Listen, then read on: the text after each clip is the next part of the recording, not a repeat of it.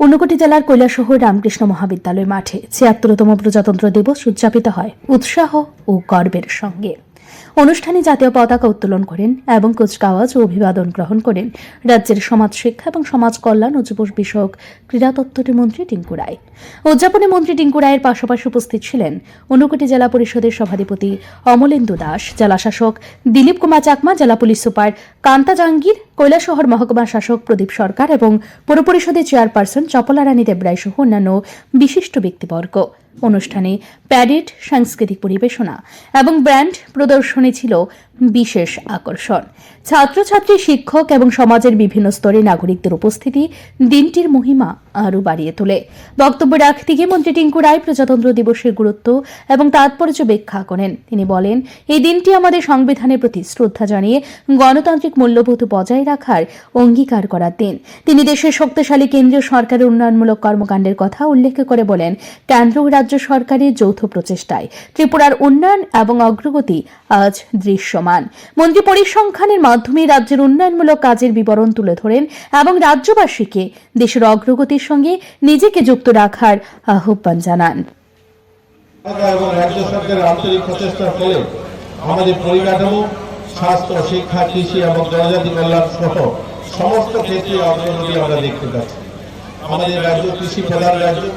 কৃষকদের জীবনমান উন্নয়নের লক্ষ্যে প্রধানমন্ত্রী কিষাণ সম্মান নিধি যোজনায় ইতিমধ্যে আমাদের রাজ্যে 2,77,000 কৃষক পরিবারের অ্যাকাউন্টে এখন পর্যন্ত 790 কোটি টাকা জমা হয়েছে। প্রধানমন্ত্রীজি ফসল বীমা যোজনায় 13,97,470 জন কৃষক জমির বীমার আওতায় এসছে। রাজ্যের কৃষকদের মধ্যে 3,60,283 জন কৃষককে ক্রেডিট কার্ড দ্বারা বিতরণ করা হয়েছে। এই ক্রেডিট কার্ডের মাধ্যমে রাজ্যের কৃষকরা এখন পর্যন্ত 1,919 কোটি টাকা লোন নিয়েছেন।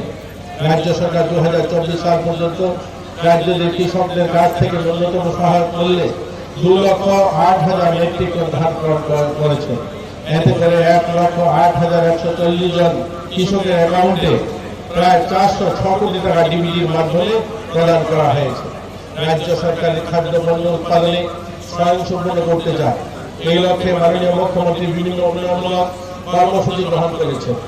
মুখ্যমন্ত্রী প্রাণী সম্পদ বিকাশ যোজনার অধীনে মুখ্যমন্ত্রী প্রাণী পালক সম্মান নিধি সহ বিভিন্ন স্কিম চালু করা হয়েছে। এতে করে এই প্রকল্পের অধীনে 3,400 জন কৃষক পরিবার 6,000 টাকা করে তারা পেয়েছেন। রাজ্য সরকারের মৎস্য উৎপাদন মাত্রা বাড়ানোর জন্য ব্যাপক কর্মসূচি গ্রহণ করা হয়েছে। প্রধানমন্ত্রী মৎস্য সম্পদ যোজনায় নতুন জলাশয় তৈরি করা ও মাছের খাদ্য সামগ্রী বিতরণ সহ বিভিন্ন সামগ্রী তাদেরকে বিতরণ করা হচ্ছে। আমাদের ঊনকোটি জেলার বিশিনগর গ্রাম পঞ্চায়েতে অধীনস্থ বিনা ফসল উৎপাদিত ভূমিতে 100 কোটি টাকা ব্যয়ে ইকো পার্ক নির্মাণের পরিকল্পনা গ্রহণ করা হয়েছে। প্রথম পর্যায়ে 40 কোটি টাকা সেখানে ব্যয় করা হবে।